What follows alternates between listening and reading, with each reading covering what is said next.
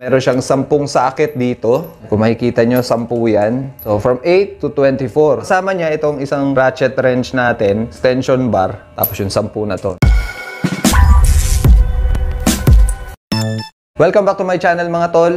Pag-uusapan natin ngayon ay isa na namang tools na pinadala sa akin ni TikTok. Check natin tong socket wrench na merong 12 pieces. Meron siyang 10 socket dito. Kung makikita nyo, 10 yan. So, from 8 to 24. Meron siyang 8, 10, 11, 12, 13, 14, 17, 19, 21, at saka 24. Wala siyang box mga tol dahil nakalagay lang siya sa frame. So, yun ang kaibahan niya doon sa mga nakabox. Dahil ito ay napaka-compact lang. Dali mong isingit sa sasakyan mo. U-box kung sa motor mo ilalagay para sa isang heavy-duty na tools. Kasama niya itong isang ratchet wrench natin, extension bar, tapos yung 10 na to, no?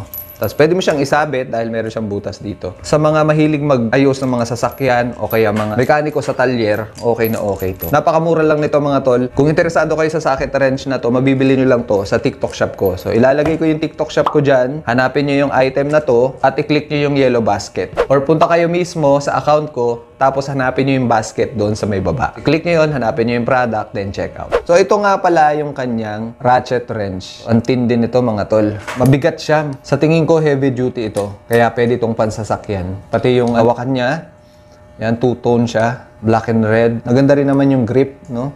Matibay naman siya. So tingin ko hindi to basta-basta mabibiyak kahit na heavy yung gagawin nito. Tapos meron siyang butas syempre para kung gusto nyo isabit. Ito yung extension bar. Ito yung gagamitin natin para maikabit natin yung mga socket. So pwede nating i-push yung bilog dito para ma-insert natin itong extension bar. Bibitawan mo lang para mag-lock na siya.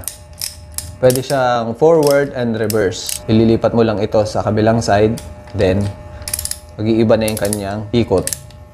Alright? Okay na okay to sa higating trabaho. Sa mga mahilig mag-ayos ng mga sasakyan, sa mga mekaniko, dagdag nyo to sa collection nyo dahil napakaganda nitong socket wrench na to. Pwede mo itong gamitin sa riot.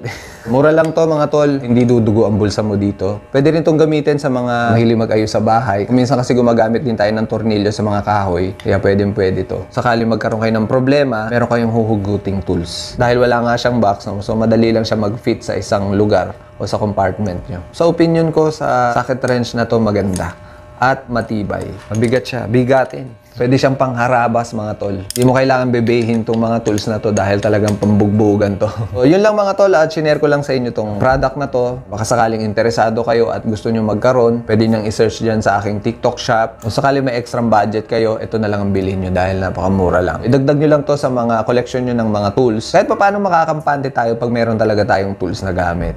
So hanggang dito na nga lang tong video na to mga tol, at maraming salamat sa panonood. Magkita-kita na lang tayo ulit sa susunod na video. At don't forget to like and subscribe. Huwag nyo rin kalimutang i-click yung bell para pag meron tayong mga bagong upload na ganitong mga produkto ay manonotify kayo. Hanggang dito na lang. Hanggang sa muli mga tol.